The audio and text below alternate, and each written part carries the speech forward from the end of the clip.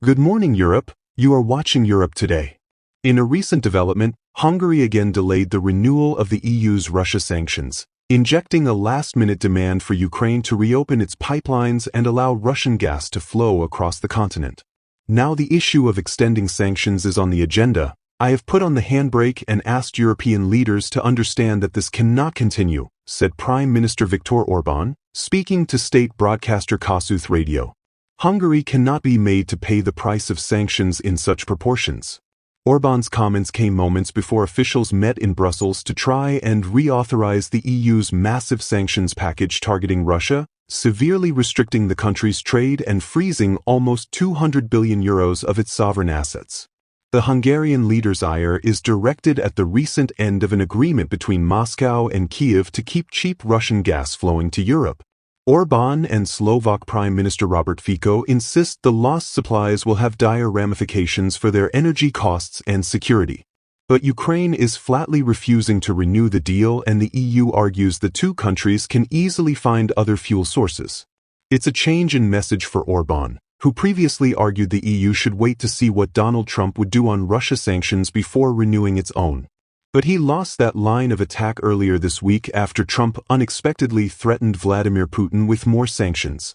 Now the Hungarian premier is shifting his attention to Ukraine. The Ukrainians, while it is in their interest to impose sanctions, are now poking their nose into the flour and tampering with the Hungarians, even on the energy side, because they are not allowing gas to flow from Russia to Hungary, Orbán said. Earlier, Hungary was expected to back down from its threat to block the EU from renewing its Russia sanctions after U.S. President Donald Trump menaced Moscow with even more penalties, according to 5 diplomats familiar with the talks. In recent days, Hungary has been publicly toying with the possibility that it would refuse to reauthorize the EU's Russia restrictions, a step all 27 EU countries must take every 6 months. The penalties cover everything from severe trade restrictions to freezes on almost €200 billion in sovereign assets. The time for change has come, Hungarian Prime Minister Viktor Orbán proclaimed. In addition to his typical arguments that the measures are damaging the EU's economy, Orbán has also been saying the EU must wait to see how Trump would approach Russian sanctions before taking action. Russia, the US president said, must stop this ridiculous war. If it didn't, I have no other choice but to put high levels of taxes, tariffs, and sanctions on anything being sold by Russia to the US. Diplomats in Brussels sensed Hungary was ready to drop its veto threat, based on its shifting rhetoric behind closed doors. According to 2 of the diplomats, Hungary's representative in meetings said his country had yet to make up its mind on the renewal, a marked departure from Orbán's more oppositional public rhetoric. I think Hungary should rather check back with their US hero, said one EU diplomat with knowledge of the talks, who like others was granted anonymity to speak freely. He seems to be very much in favor of sanctions against Russia. The development comes just ahead of a pivotal meeting, when officials from the 27 EU countries will try to rubber stamp the reauthorization. Formally, officials have until January 31st to renew the sanctions. The EU is also looking to heap fresh sanctions on Russia in the coming weeks. When it comes to the rollover of sanctions, Orbán said he wanted to wait for the inauguration in the US. That happened, said a second EU diplomat. Trump's messages were actually clear after the demand to Putin. So why would Orbán derail it? A third diplomat said the consensus among their colleagues is that the sanctions will have a normal adoption process, meaning they will be renewed without incident, but cautioned that an unexpected block can still be done on the spot.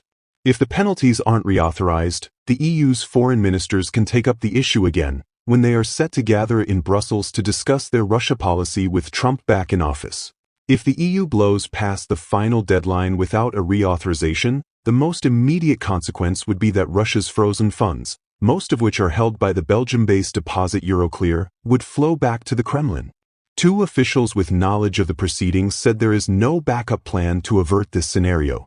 They dismissed speculation that Belgium could use an 81-year-old decree allowing the country's monarch to block the transfer of assets to another country. This is Netflix, it's not real life, it's never been put on the table, said one of the officials, arguing that Euroclear, a private firm, holds the funds, not the Belgian state.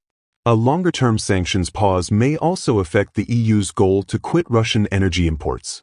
If Hungary blocks the renewal of these energy sanctions, it would reverse significant progress in strengthening energy security within the bloc and betray its allies in Ukraine, said Isaac Levi, a Russian energy specialist at the Center for Research on Energy and Clean Air think tank.